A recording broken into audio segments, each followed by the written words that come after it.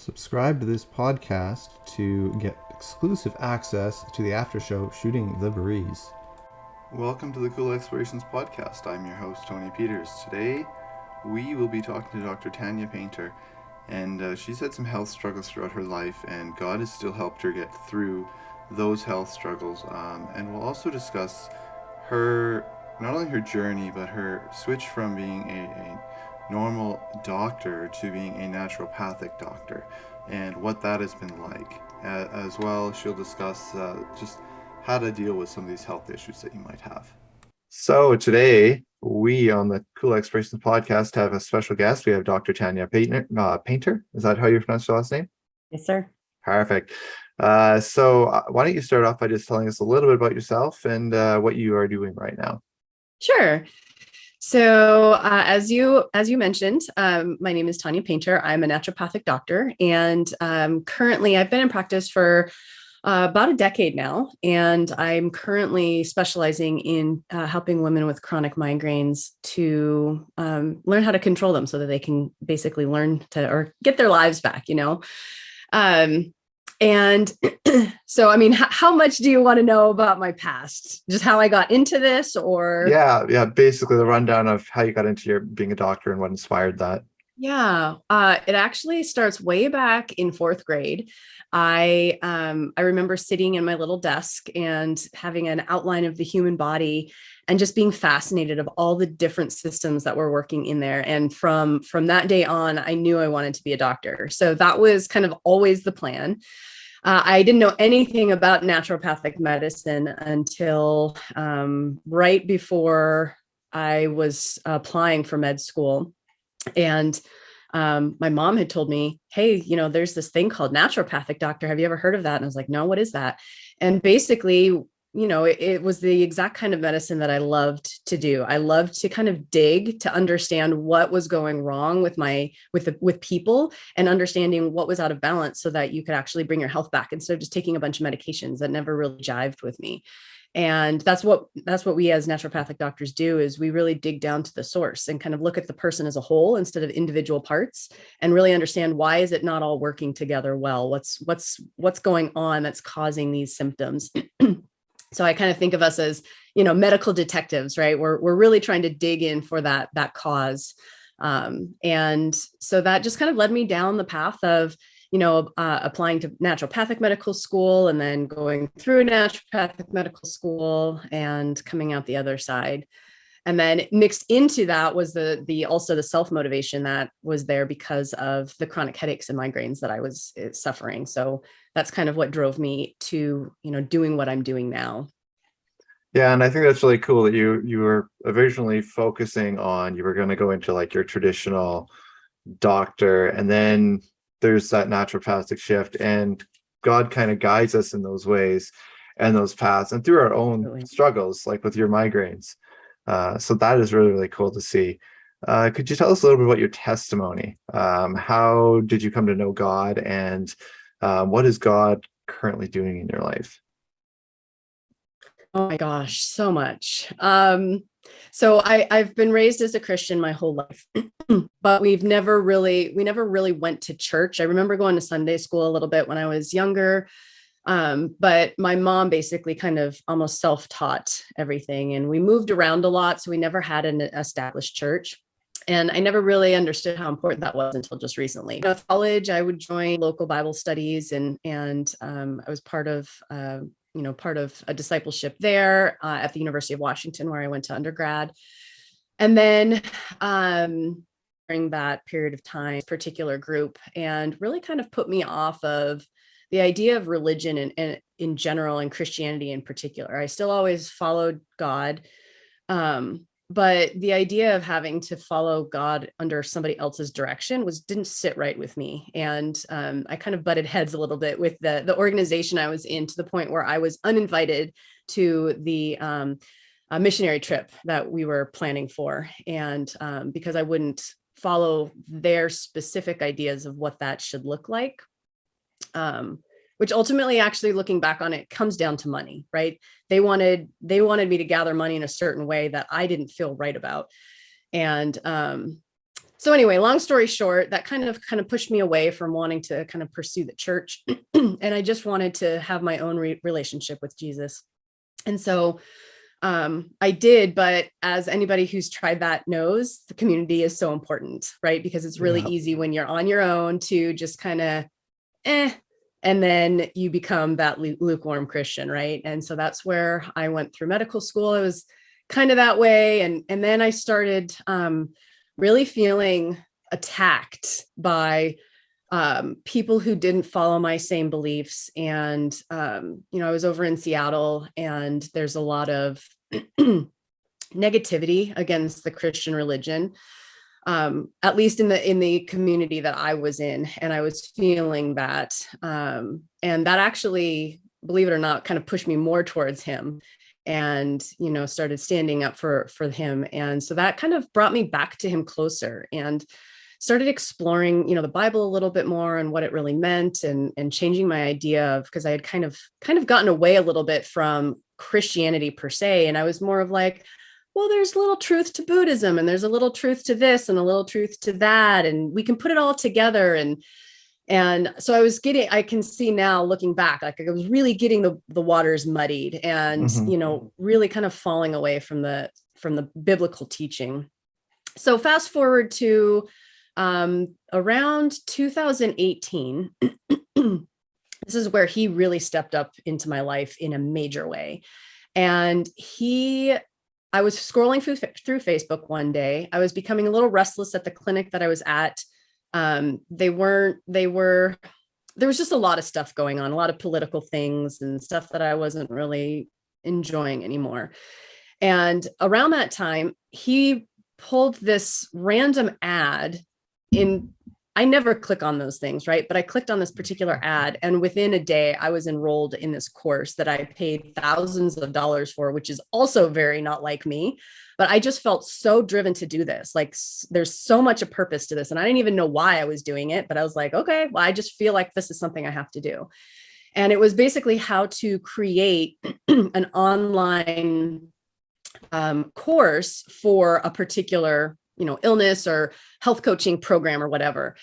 And so I was like, well, that'd be really interesting to learn how to do. And then maybe I can kind of start building my own thing, and then moving away from the clinic and kind of doing something that I feel more called to do. And that just kind of took me down the road that I am now, where, it brought back my love for helping women with chronic migraines, where I had been and had, felt very little help and very little hope, because if the medications don't work for you, there's not a lot of options. Right. And so I always had a passion for treating the migraines. And so that kind of I stewed on that as I was building this course. And I built it out towards women with migraines.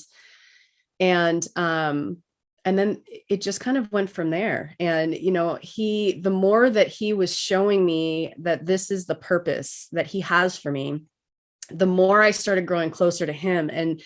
And over the next couple of years, I mean, if you look at the timing with the COVID idea around it, right? I started building this program in 2018. It was ready to launch about the end of 2019. So I went on a big trip with my husband to Europe. We came back in December of 2019. January of 2020 is when COVID really kind of came to light. And then March is when everything shut down. And my first enrollment in my course was February of 2020. And from there, it just started to grow to the point where, while everybody else was kind of floundering, I was able to actually quit my job and work from home during all the shutdowns. And it just, watching how he had everything exactly in place timeline wise, and, everything to make sure that I was fulfilling my purpose. I was feeling, just amazing in being able to live out what he had for me. At the same time as just the amount of intense spiritual growth I had towards him during that time, because, there's not a whole lot to do when you're stuck at home, right? I'm sure everybody remembers that feeling. And so for me, it was spent working on my program, helping my clients, and reading the Bible. And so I just grew crazy close to him, to the point where I then just felt I had to find a church, and we found one. We found the perfect church for us. I mean, it feels like home, right? It's my second home. And I've been going there for close to 2 years. It'll be 2 years in October. and just love the people there. And I mean, just there are so many little things along the way, right? That he just kind of the lessons that he's taught, and all of the personal growth that happens when you start following the path he lays out for you. And none of it's easy, but it's so rewarding, right? And yeah, I am so thankful every day for, the path that he's called me down and what he's having me do. Yeah, it's so true. God does not make things easy for us. He does not. He absolutely does not. Because it was definitely not all roses. And it definitely still is not all roses, right? No. Yeah. Yeah, definitely. I understand that. You've also battled, you keep talking about like migraines and that kind of thing. Could you maybe go into a little bit more about your various health problems that you were having that kind of led you to where you are? Sure. Yeah. Yeah. So that started basically when I was 16. I was rear-ended in a car accident. And that kind of started the health issues that I had. I started getting pretty frequent headaches after that. And then those frequent headaches turned into everyday headaches. And then the intensity became more. And then I started experiencing migraine. And so then basically I was battling either a pretty good headache every day or a migraine. And that went on for about, I'd say I think I was trying to figure out how long it went on for. And I think it was about 15 years that I calculated. Um, and I tried all kinds of stuff. I tried the medication options, nothing really worked. And I hated taking meds. I almost would rather just, go to bed and try to sleep it off as much as I could, and then just power through the rest of the time, taking a lot of over-the-counter stuff when I had to. And so, when you're going through something like that, you're always thinking why, and I remember turning to God and just saying, why are you doing this to me? There's a lot of anger and frustration around that and feeling abandoned by him. And now looking back, I absolutely understand what he had for me in that, right? Like I had to go through all that to understand what my clients needed. And so I couldn't be more thankful for that 15 years of misery looking back, but I sure was not thankful at the time. But through that process, I've been diagnosed with Hashimoto's. I've been diagnosed with fibromyalgia, migraine. Those are my major diagnoses. And back in my late 20s, early 30s, I would have told you I felt like I had those diagnoses, right? Like just extreme fatigue, joint pain, muscle pain. I kept telling everybody I felt like I was 80 years old rolling out of bed every morning. Like it took me probably 10 minutes to fully kind of get my mobility in the morning. And I was in my 20s, right? So something was very wrong. And medications were obviously not the answer. I knew there was something else going on. And so it actually took me going through medical school. I mean, God gave me the strength to be able to make it through that with all that stuff going on. And understanding how everything kind of fits together in the body, and understanding that, one diagnosis is very much involved with the other things that come in, right? The migraine, the fibromyalgia, the Hashimoto's, they all play a role in everything that I was experiencing. And so as I was continuing to kind of work on my own health and just really starting to understand how it all put together, how it all fit together, then I started feeling better. And I actually feel so much better now in my 40s than I ever did in my 20s or 30s. So, I try to use my story and my health battles as kind of a motivational thing because you feel stuck in it, right? You feel like this is my life. I'm not getting out of it. Nothing I'm doing is helping. But it's just, it's finding that right combination of things that need to happen for you as an individual. It's not my journey to healing is not going to be the same as somebody else. And so it's figuring what that particular person needs. And I think that's where some of our current medical practices kind of fall short, because it's, you're kind of in this diagnostic box. And if you don't really fit the treatment modalities there, then you're outside the box, and that's not really where they function as well. So that's why I really love functional medicine and naturopathic medicine, because we work with the outside the box people, right? The ones that don't fit into that diagnostic criteria as well, and see a lot of success with it. Yeah, I understand the fibromyalgia thing. I've been diagnosed with that, and I've been told that's what the label they slap on people when they don't understand what's going on. Yeah. So yeah, I've been dealing with that since I was like 18. I had two heart Wow. procedures done, and that ever since then been dealing with a lot of that pain, and they say the one doctor is not one of my family doctors or anything like that. He was treating for something else. He's like, oh, you probably have a lot of scar tissue built up, and it's cartilage that's scarred. He's like, that pain meds are not going to reach that cartilage the same as they would muscles. So he says, that's probably what's going on with you. It's probably not fibromyalgia. That's probably what's going on. And he said, that's why you don't find meds help you much. And I'm like, sure enough, had to come from somebody who wasn't in that field. Right. So when you decided that you were going to go into naturopathic medicine instead of going into your traditional doctoral medicine, what was that change like for you? So that was totally another God thing. So I did actually apply to several conventional medical schools, and I was waitlisted to the University of Washington. And I remember thinking, because during my interview for the University of Washington program, I remember distinctly them asking me about my faith. And we had a little conversation about my beliefs and about, how I would apply that in my practice as a doctor. And I remember leaving that and thinking at the time, why did I bring that up? Why did I have such an in-depth conversation about that? That's actually going to hurt me. I don't know if I got in. Like, I felt like everything had been going really well up until that point. And then I thought, I don't think I'm going to get accepted.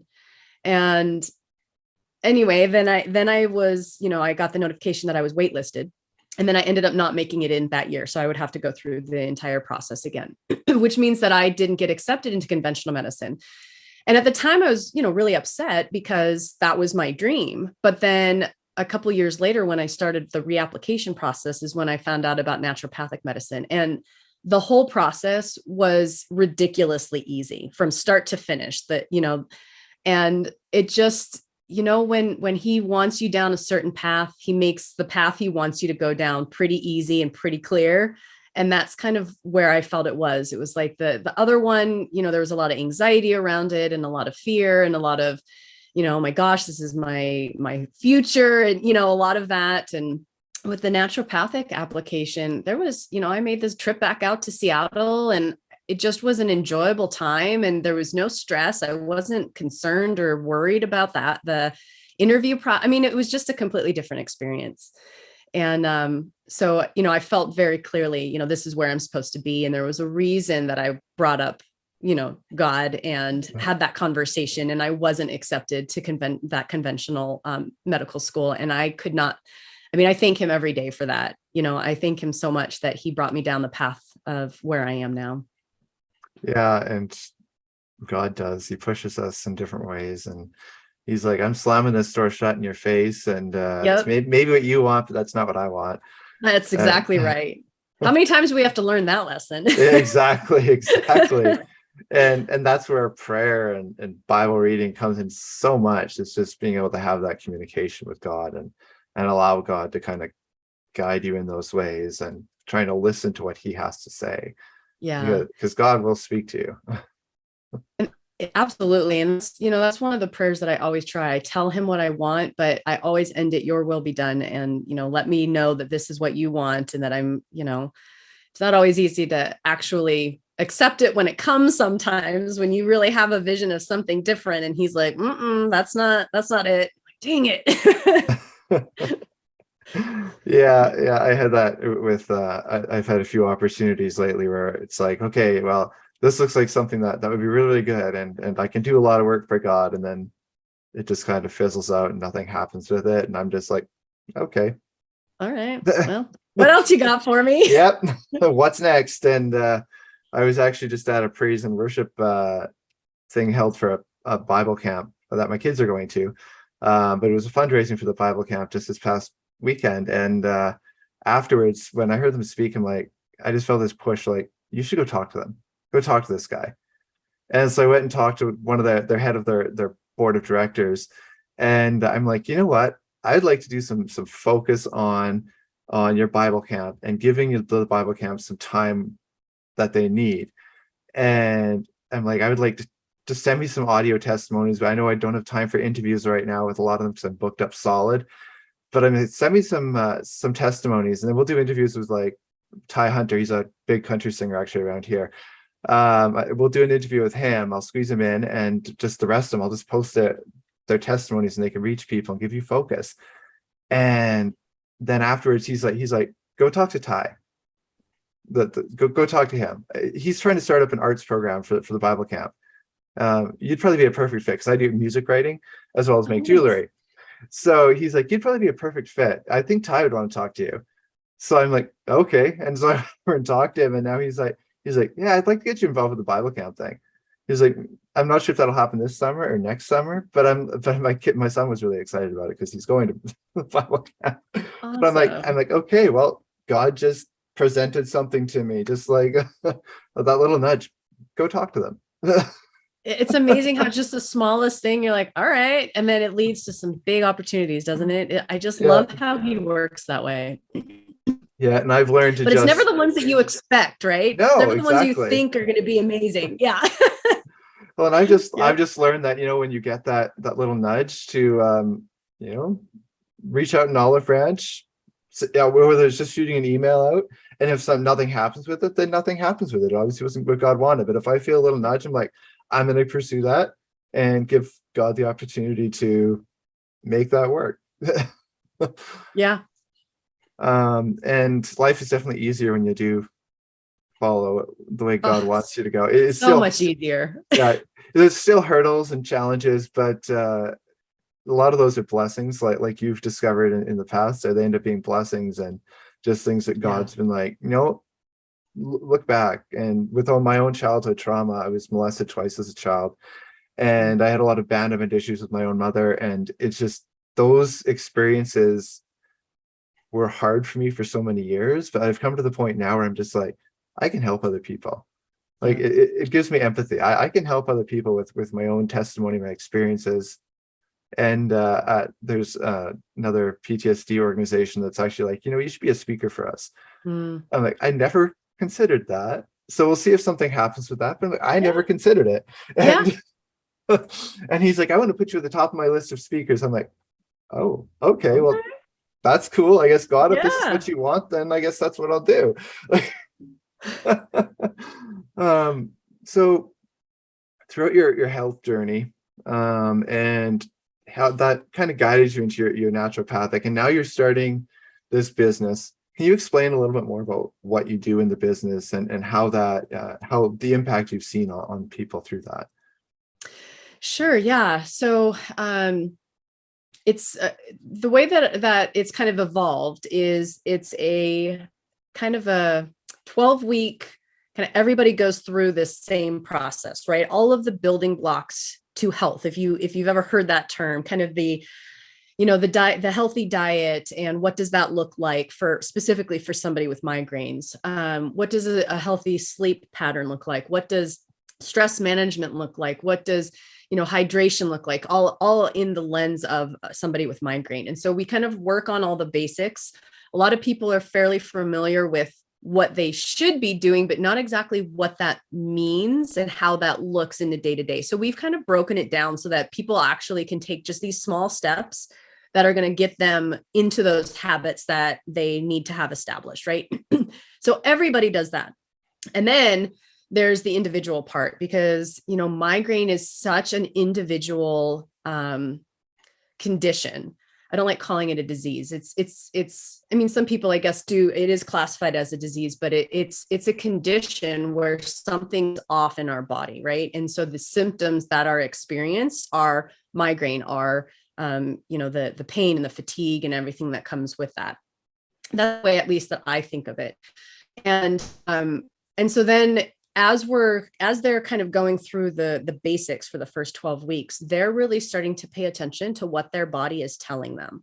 So all of the symptoms, not just their migraine symptoms, but all of their symptoms, the constipation, the really heavy and painful periods, the trouble sleeping, that they wake up in the middle of the night, all of the things that they're noticing, they're starting to document. And then they're starting to look at those patterns. We look at the patterns with them, kind of evaluate their journaling.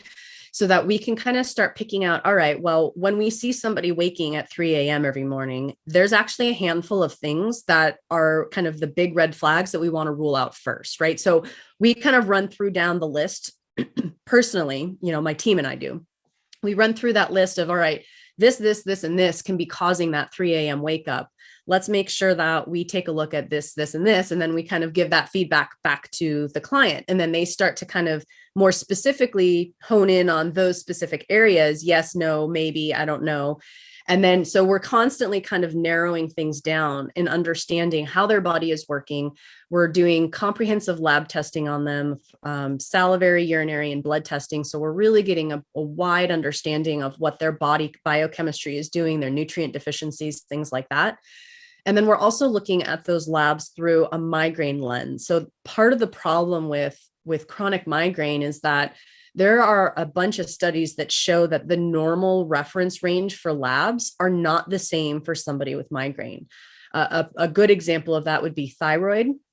They actually found that if they were in the lower end of normal range for their free T3, which is one of the thyroid measurements, then they actually had an increased correlation with more frequent migraines and more intense migraines. So, we can't just say, oh, well, 2.0, that's in normal range, you're fine. Actually, it needs to be above 2.5 is what the research shows. So we need to make sure that we're addressing that, even though it's a normal result, right? So we're looking at things differently with the research that we have.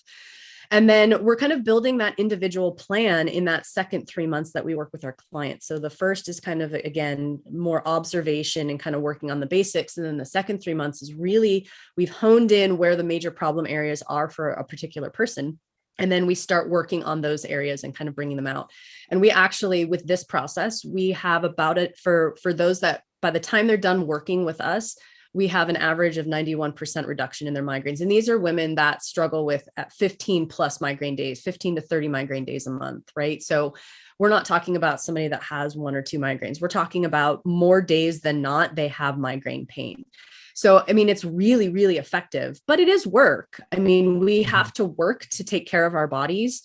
I actually just recently started a Bible study around what the Bible says about our health. And there's nothing in there that says that eating right, stress man, like any of that stuff is easy. It's all hard, right? Just take a look at Genesis, right? In this story after the fall, we have to work for our food. It's not supposed to be prepackaged sitting on the shelf. Like he told us, you're going to have to struggle to eat from here until I come back, So it's just kind of reframing, how much effort are we willing to put into our own health? And versus it's just a lot easier to open a package of whatever and eat that, right? And I use diet as an example because that's one of the easiest things that we can control. I should say simplest things, right? It's not always easy, especially with the busy life that we lead. Eating healthy, whole, home-cooked foods is not easy, but it's a lot of times it's necessary in conditions like fibromyalgia and migraine.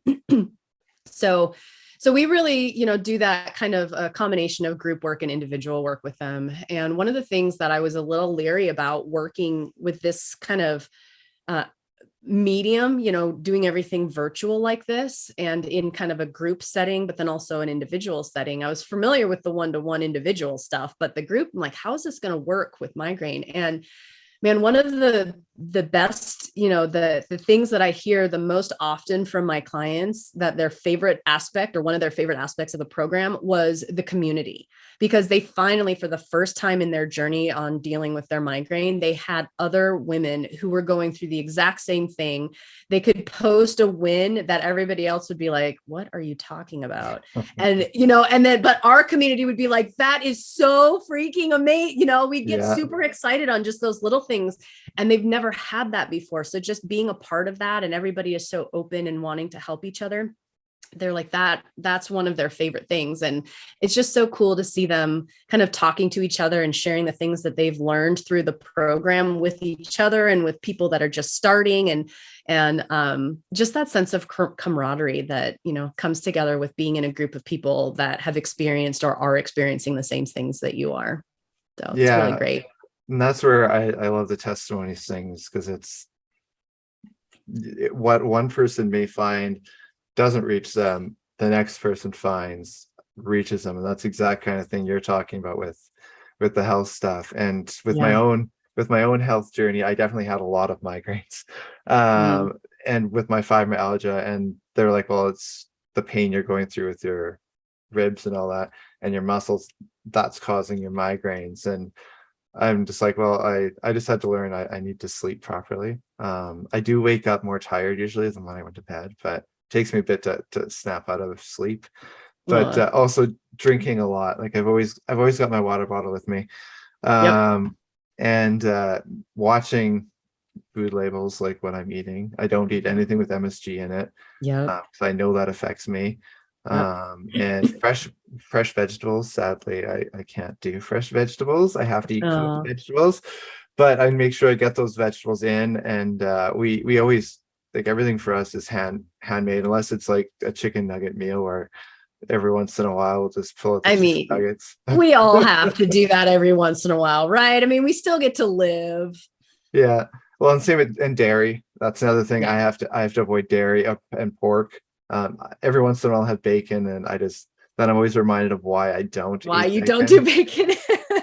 Yeah, yeah. And exercise. That's another thing I've been really focusing lately on, is getting out there and exercising. And Yeah. it has helped my migraines. Like I still have a headache. I still get headaches, but they're not as bad.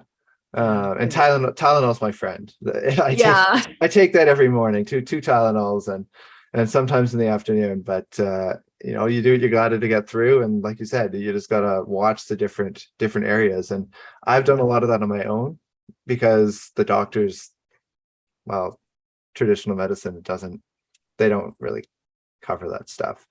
So that's where I've done a lot of research on my own, and I'm just like, okay, well, I got to do this. I've got to do this. And Yeah. yeah, Yeah, there's nobody I want on my team. Like if I'm in an accident or something and they need to do surgery, like I want the best MD out there. But when it comes to chronic conditions, that's where I think functional medicine really shines, because we do kind of step outside that box. And it's great. Like if you have a condition and the medication is working to control it for you, fantastic.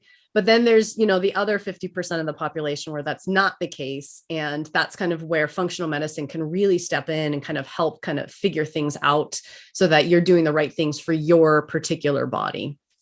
yeah. And for me, I'm very sensitive to most medications. Yep, So that's me too. yeah, Yep. yeah. So a lot of medications, it's like, if there's a side effect you're going to get that's extremely rare, Yep. this guy's going to get it. Yep. Yep. And for And me, it's frustrating. if I come even close to taking like a normal dose, man, way too much for my body. Like I can start with a quarter of a dose that's recommended and have, like Yeah, that's a good place for me to start. It's ridiculous how sensitive I am to meds too. And I find that that's actually very, very common in people with migraine specifically, because that's, my population. um I would say 9 times out of 10, that's the response that I hear. I can't take meds because they give me such weird side effects, or, I don't respond well at all because it's like I feel overdosed on stuff. And I'm like, yeah, I think our bodies are just wired in a way where we're not detoxing those medications properly. yeah. Well, and then for Um, me too, like when my body does slowly adjust to a medication, it'll work for 6 months, and yep. then And it then it just stops. stops. Yep. And I ended up overdosing on morphine Oh. about a year back, because I was taking it, and I'm like, well, that's not helping. It's not doing anything. I'm like, my body's just adjusted to it. So I took more, and then it took a little Mm. bit more, and then next thing I know, I'm passed out on the couch. My wife is there's an ambulance there. My wife has Oh. called, and they thought I was trying to commit suicide. I'm like, no, I was just trying to stop the pain, and it didn't go Oh. away. And Yeah. but they're like, well, you emptied the bottle. I'm like, that's because there was only a small amount of pills left. Like, Yeah. but Oh. so I don't take morphine or any of that kind of stuff anymore. I'm just like, I'm opioids. I just, Yeah. nope. Uh, Probably a smart decision. yeah, if I overdosed on it once, I'm not risking that again. Yeah. Yeah.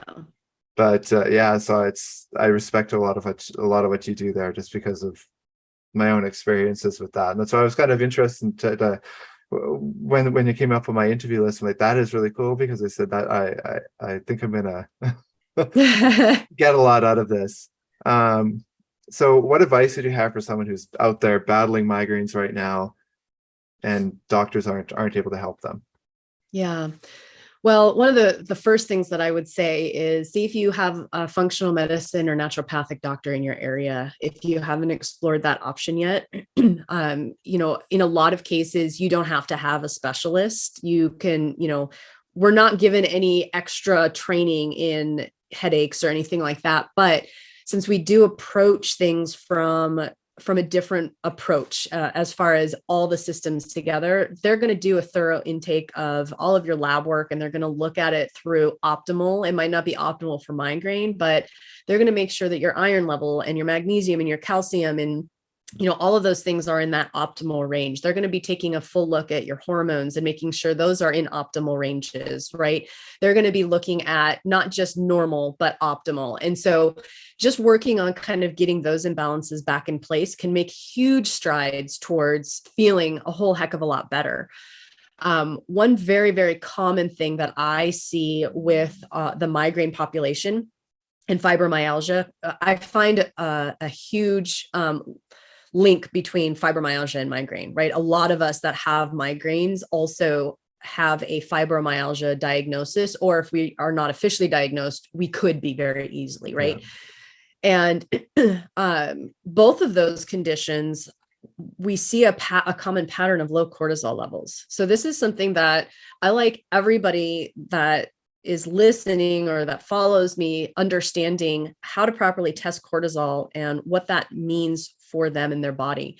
So do I have a minute to kind of expound on this a bit? Okay.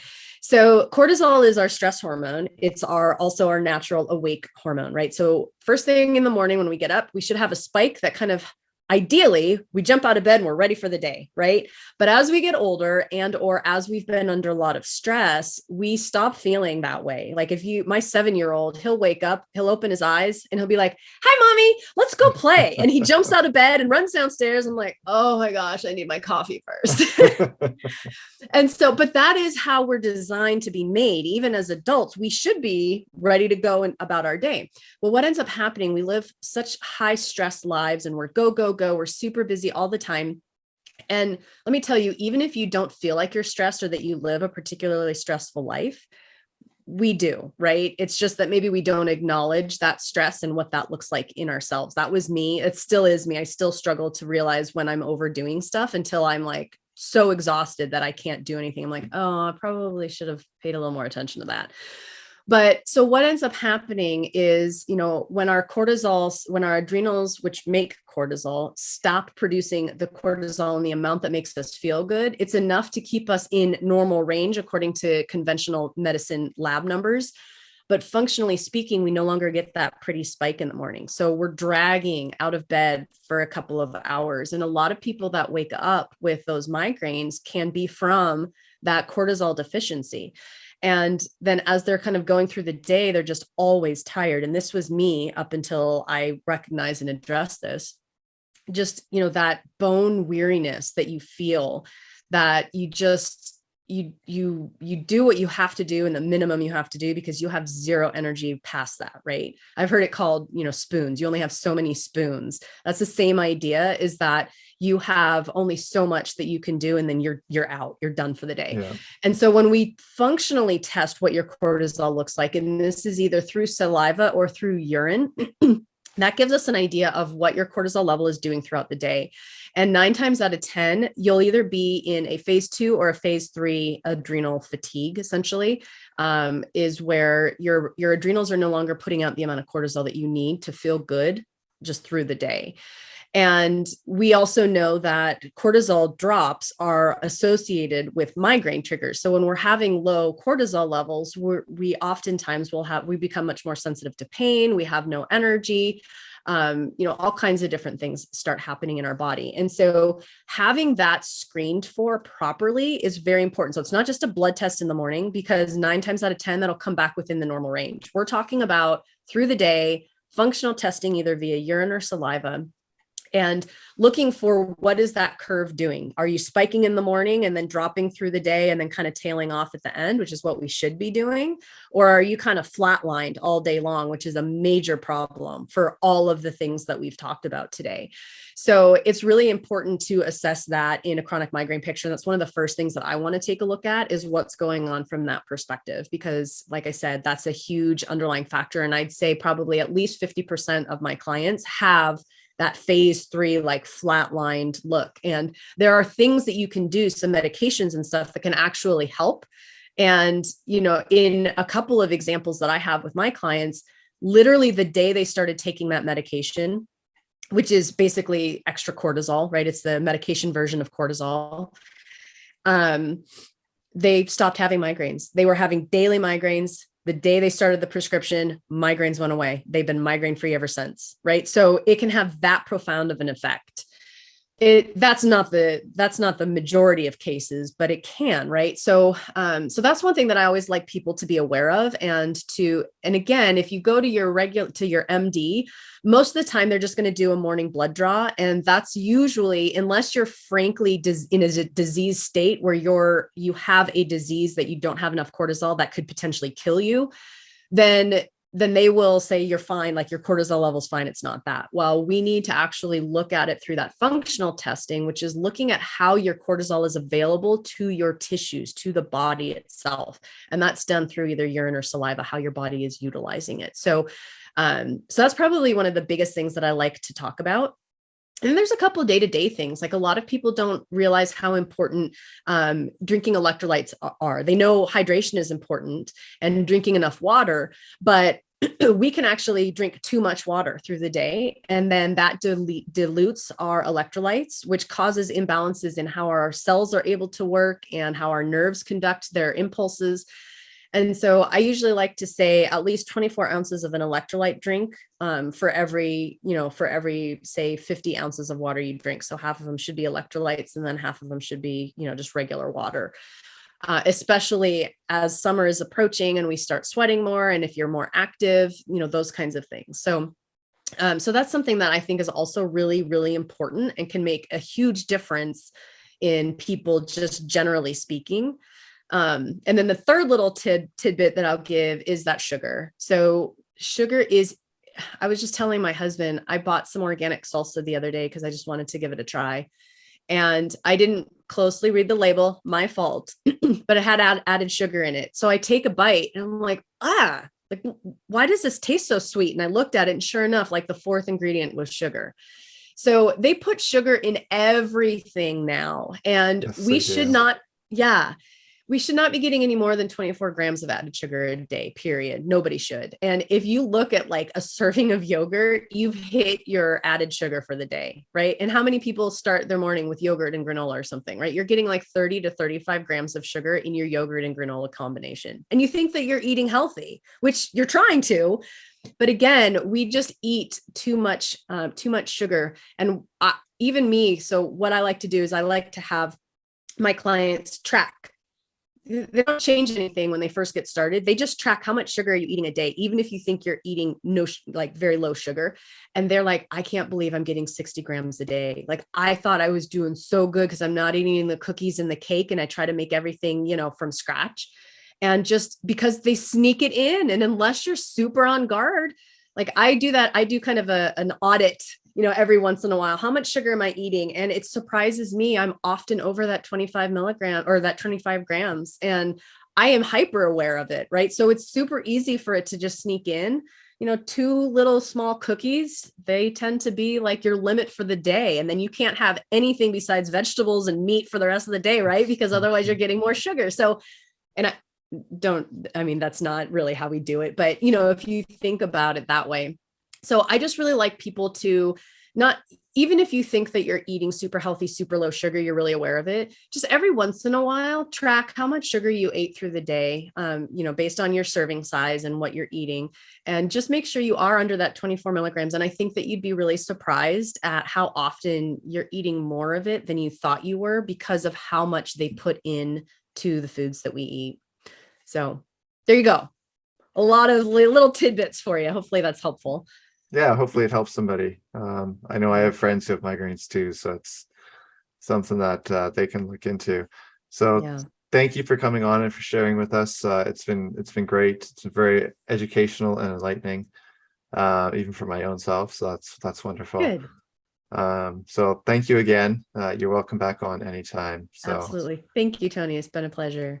thank you for listening to the Cool Explorations podcast.